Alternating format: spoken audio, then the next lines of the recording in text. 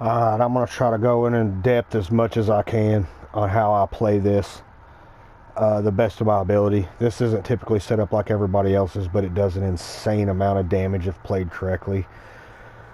So, after the last patch that they put for Ghost of Tsushima, they made it to where you have the Deadly Nightshade and everybody's starting to run these toxic builds now. And I've seen quite a few that are pretty effective. The majority of them that I see, everybody's running the Spirit Kunai to get the reset, which is all great and everything. To me, I don't like the kunais as much if you're not using them on the Ronin, because they benefit the Ronin so well.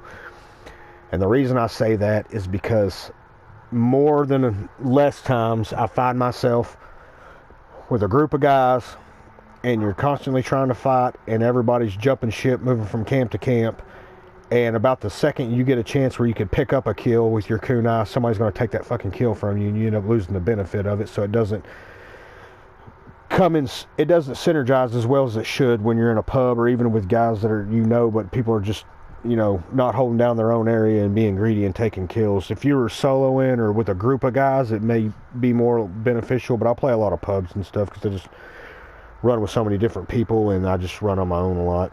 So I'm looking for something that would be more consistent for me to itself to just put out a chic amount of damage without not having to worry about the cooldown of the Toxic Vanish, because yes, it is longer than the rest of them.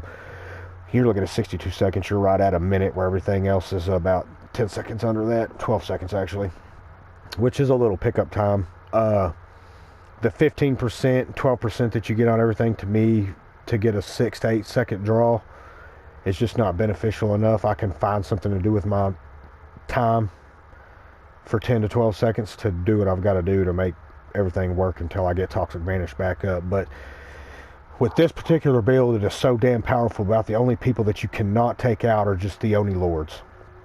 And I am running Super Strike. I'm going to go over that. Deadly Nightshade's a must because you got to have it for the damage. And then I do run Chain Vanish as my ops for not having my ult, because you still have your ult ability, you just only have the 3 solid hits. Basically what I've done with my character though, and one of the main things that I want to point out, I always run Water Katana strictly for the flurry. Even when I'm not running Cancel Attack, it just comes in handy to help break armor faster. If you've got Poison Blade on there and you're doing this amount of damage with the poison and it takes effect, it just helps you break it a lot faster. Plus they're taking tick damage as you're hitting, so it benefits with this build to me. Water Master just for the damage. Now I have staggered damage, and this was one of the stats that I felt it's been overlooked, but only particularly for this build on the Assassin. And the reason why is because there's nothing else for any of the other characters that you stagger enough and are able to put up enough AoE and it synergizes well enough to actually use staggered damage. Because staggered damage acts as any other primary status effect. Once they are staggered, they're going to go into a stage to where that staggered damage you're going to inflict more from any source. So it doesn't matter if you're hitting with your sword, hitting with blow darts, throwing a sticky bomb at them. What the case is, all your sources, they're going to take that extra 20% from the staggered damage because of the fact that they're staggered. Now, it was harder to get everybody staggered before with any other characters unless you were playing the Hunter with the staggered arrow, which is still, it's questionable because of how much damage you can put out with your ult with a Hunter, because they are just still, to me, the most devastating in the game as far as brute force fucking damage that you can put out. But for a style of tick damage and being able to bring everybody down at the same time, at the same level, for the Assassin to have staggered damage, once that Nightshade starts to bleed down their shields and that tick effect that's happening to their life at the same time, as soon as that shield breaks on that character, they're going to start taking 20% more damage from that poison while they're inflicted. So if you cast, and you can notice I have Chain Vanish on my charm too, so I'm running a 3-stage set of Chain Vanish.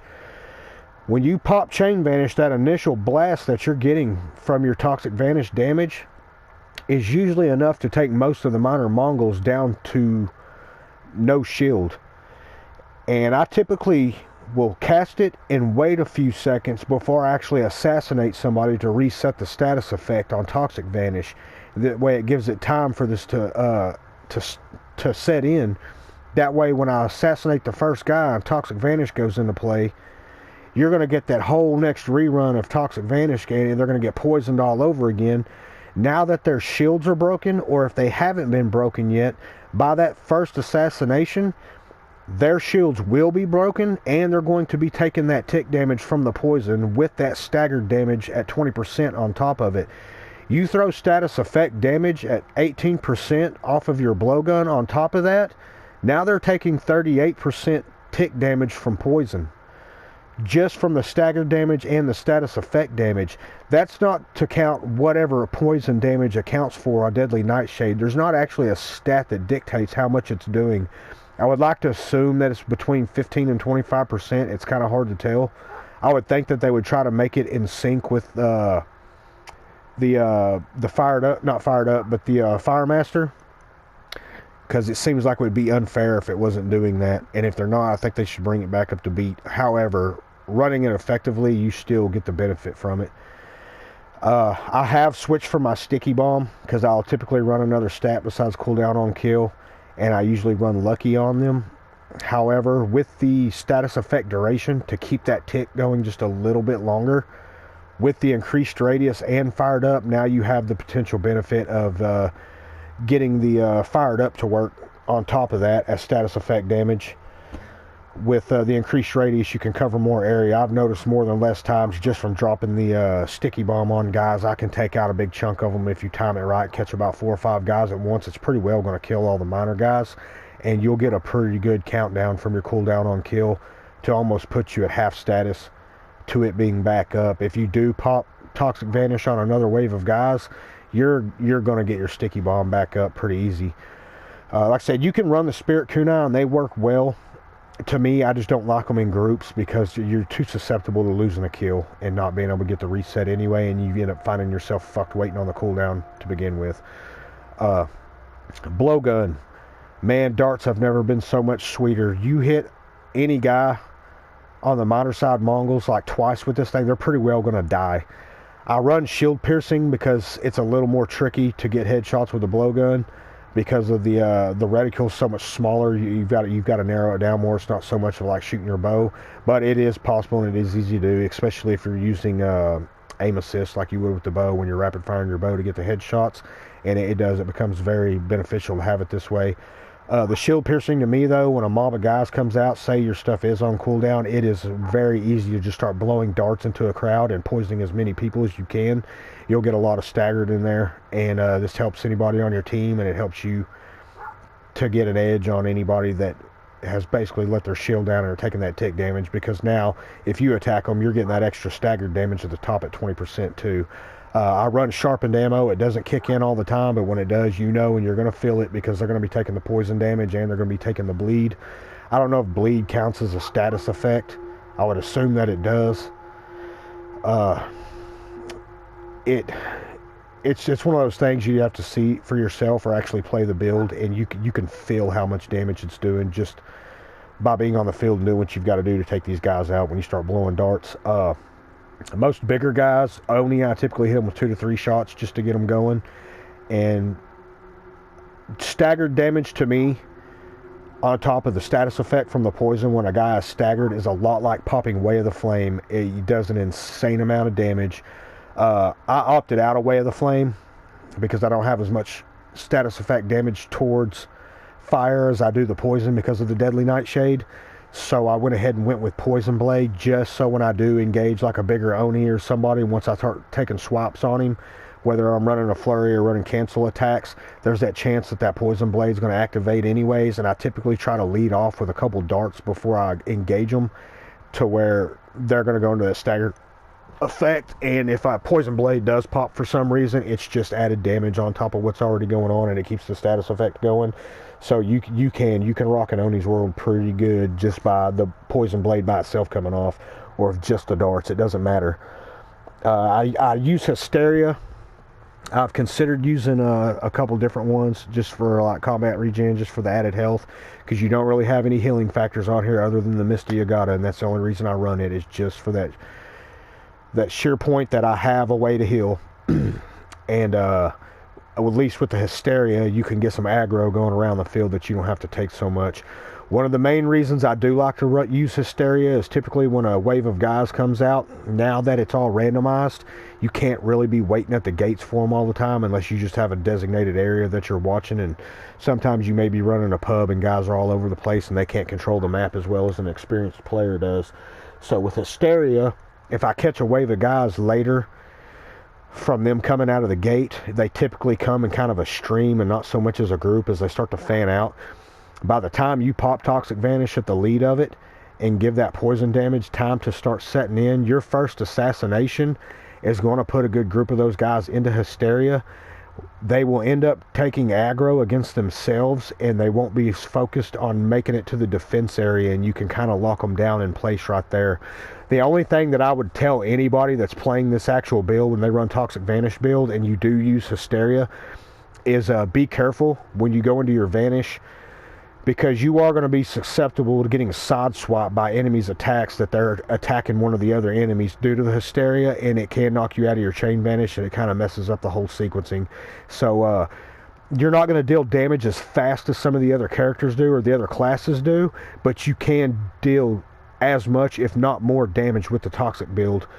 It's just over time a little bit more, and it is, you can take out a wave very effectively. Especially, I've had 2 waves backed up in a spot and ran Toxic Vanish in there and dropped everybody like flies, strictly because of how powerful it is. Yeah, that is one thing to watch out with the Hysteria. The sequencing between, you know, popping your Toxic Vanish, using your Sticky Bomb, and then I kind of use Mist of Yagata as mainly kind of like a fallback for me. Like, I don't really use my smoke that often unless I just need ammo. And that's another thing that's still killing me about the Assassin. I love the Assassin now. He is back to prime where he needs to be. But to me, I don't feel it is fair that they have 10 blowgun darts when the Ronin can carry 12 bomb packs, and you know realistically those bombs are bigger than those darts. And the fact that you can carry a half bow and carry 20 arrows on that thing, it just seems like it's still a little underpowered to me.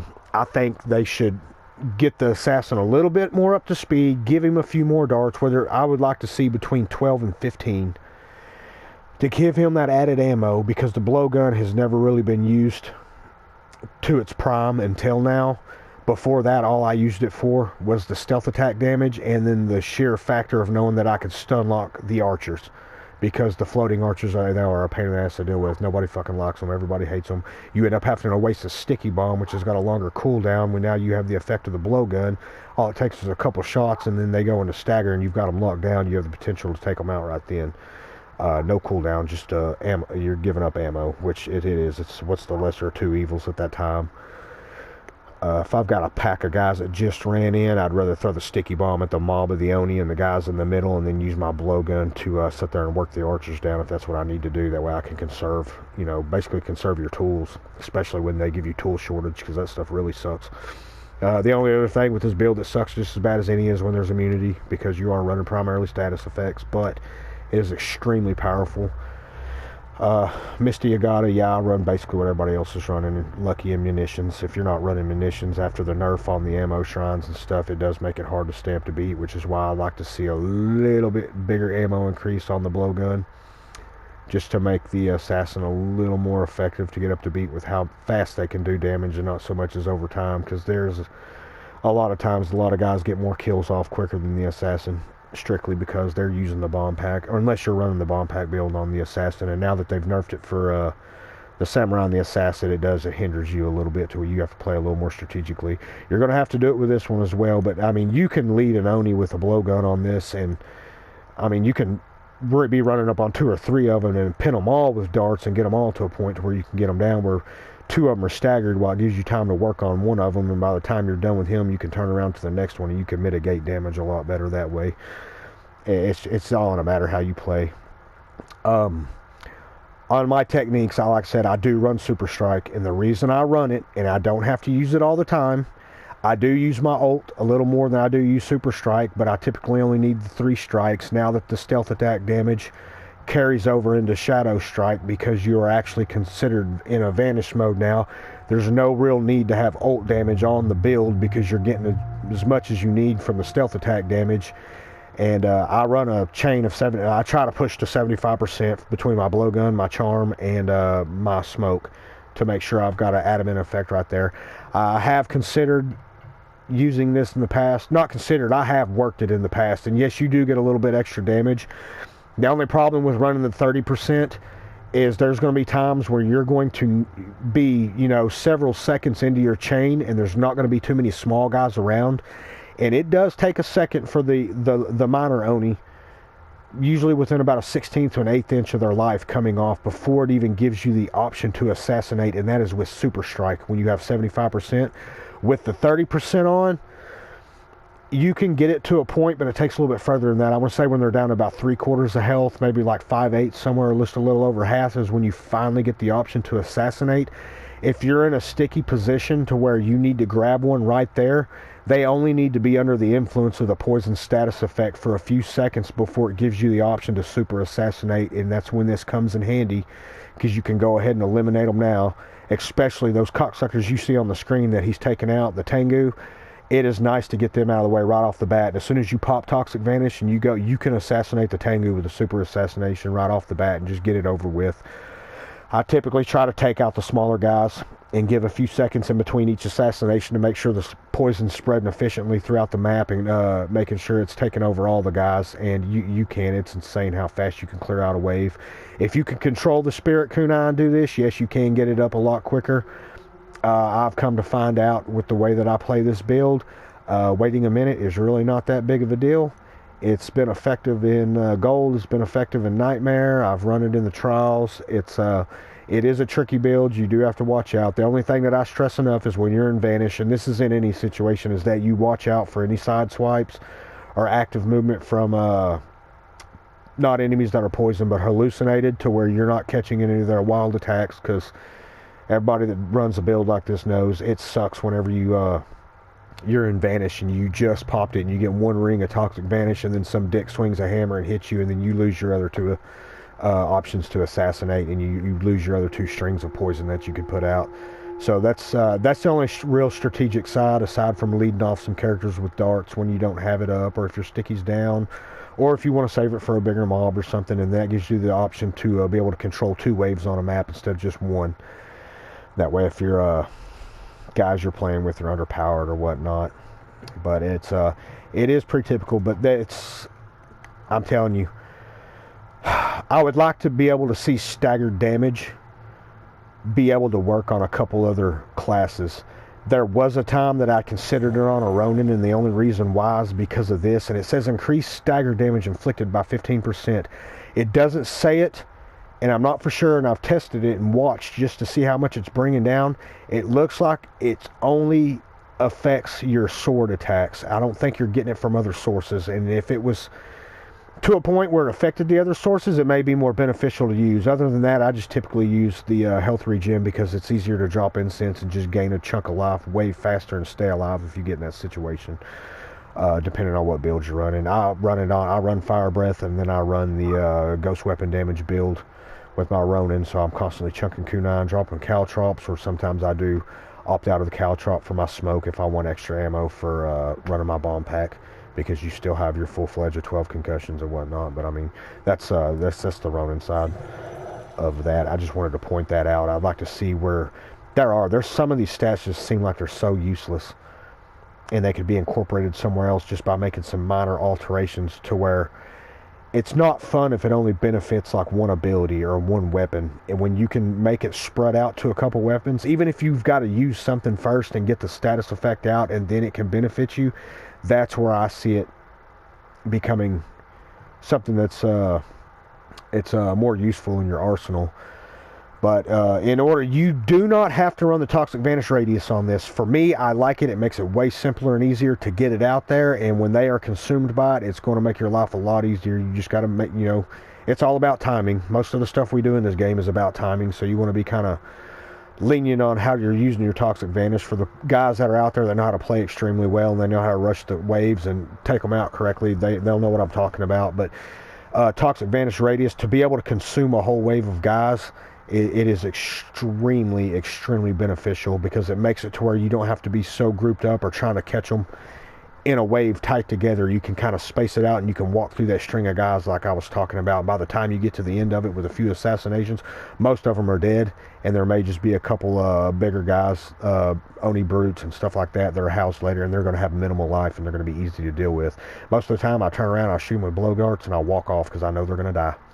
That is how powerful the poison is now, and it is awesome that they have done that. So shout out to Sucker Punch for putting the assassin back up on the map. This was my main character when I first started playing, and I fell off of him because he was just so much underpowered considered how devastating the Hunter and the Ronin are on the maps. The Samurai's about the only one since they nerfed the bomb pack that he's still effective, but he just wasn't he's not as powerful as he was before running the bomb pack builds with the fire damage, depending on if you want to run it like that. I know there's a couple different ways to set him up, and I've got a few different ways, but I would like to see something come back for the Samurai, especially for the ranged weapon, considering everybody's got their own ranged weapon, and he's just kind of caught in the middle in the whole mix. I would like to see something that just an alteration or a beneficial to running that particular weapon on the Samurai that you wouldn't normally get with another character, kind of like how the Ronin benefits from having flash bombs and fire bombs on the pack. I'd like to see them put something else on the bows or something to give the Samurai a little bit more edge, make his life a little bit easier. He seems like it's like they get him going and then they just kind of take it away from him again.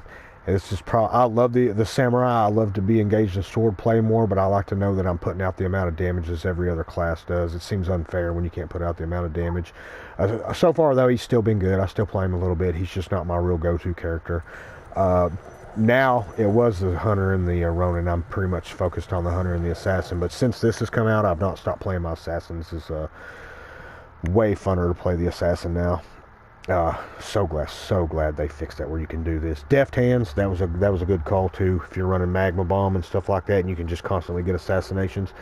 But I found for this build, 75% stealth attack damage is plenty, and the Super Strike, when you do need to use it, does benefit you, and you still have the ability of running your ultimate if you need to, which makes him versatile when it comes to putting out AoE damage and doing single target damage. So he's very versatile, a little more strategic to play, more like the Ronin, but he is definitely my go-to right now.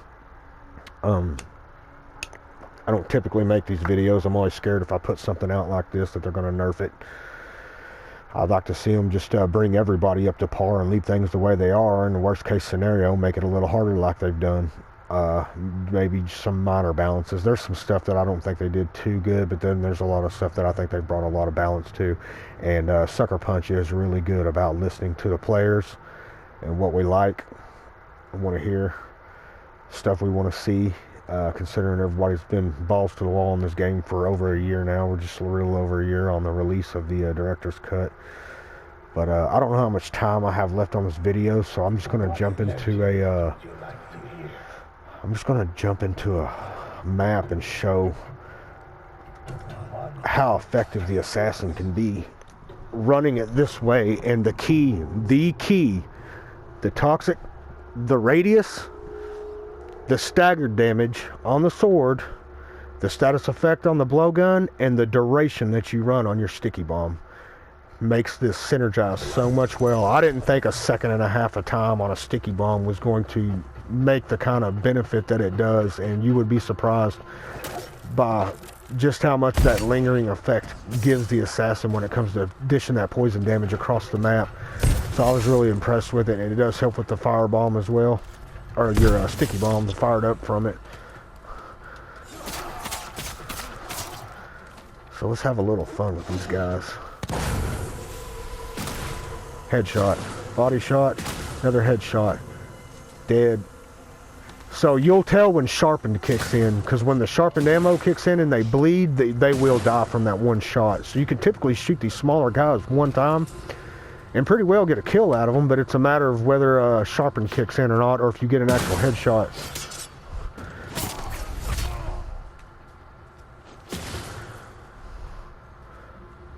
Man, you just walk away from them, and then it's just like whatever you need to do to get that couple little hits in the end, especially if they're staggered. So I'm going to try to group these guys up just to run Toxic Vanish. I know this is the initial group of guys that come in just in the beginning of the map. But just to get an idea of getting a 1 or 2 assassinations and how quick these guys can actually drop just from the poison damage. I wish I knew what the percentage rate of Deadly Nightshade was. So I cast, 3 or 4 seconds, their shields are broke. By the second time I cast it and they take this tick damage, that status effect damage and the staggered damage sets in on them. That's weird. That's annoying. Sometimes you'll get a glitch. I notice my sticky bombs don't go off sometimes, and I notice that sometimes my Toxic Vanish has an issue with not recycling like it's supposed to. I just lost that last Toxic Vanish. I didn't even get it.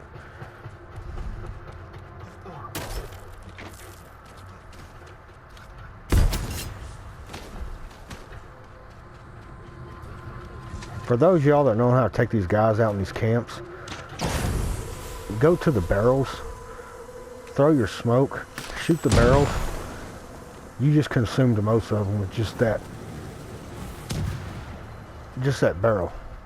You can take out the majority of the guys.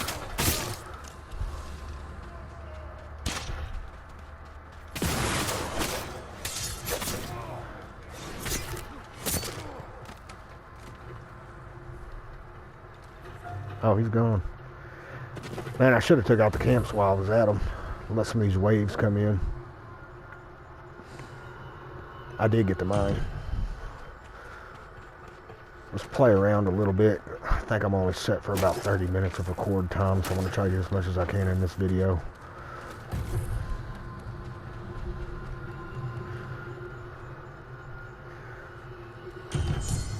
So, man, I don't have a whole lot of videos out. A lot of mine are kind of cheesy too. I just troll a lot of people and goof off and mess around. There's a lot of people out there that are in the industry that are bigger on YouTube, that are actually connected to me in ways and they don't even realize it.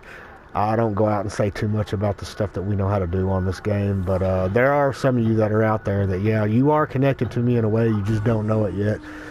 If you catch any videos that I make and you see it and you're questionable, man, just shoot me a message or throw me a friend request, and I can give you an idea of how all this stuff works that we're doing that makes stuff as sweet as it does.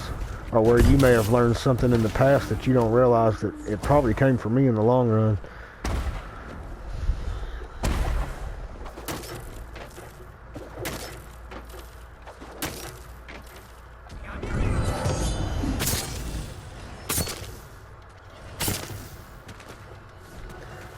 Always group them, man. If you can group them, you can fuck their damn day up.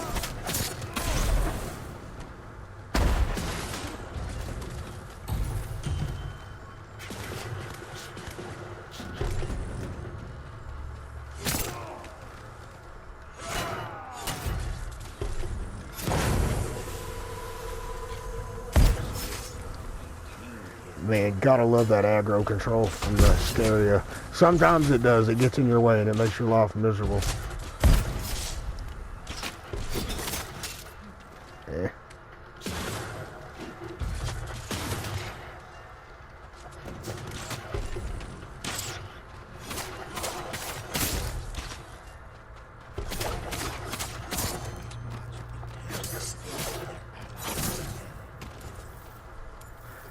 It's amazing how well you can control a map with an assassin. Now, like I said, you don't put out you're putting out as much damage as the hunter or the ronin can do. You're just not doing it as fast. But you get a group of guys, like if you lose a defense area and you've got 2 waves of guys damn near sitting on one defense area, like you can go in there with Toxic Vanish and you can make that shit disappear very quickly. It's insane how fast you can just shred guys. I hate when that happens.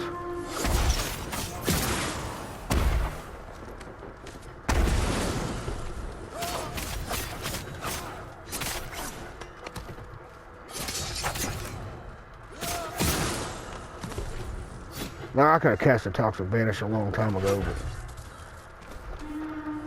dude, let them move up. Move up. You want to get them all. Boom, you got the whole map. Drop in. Let's get big boy. Drop him.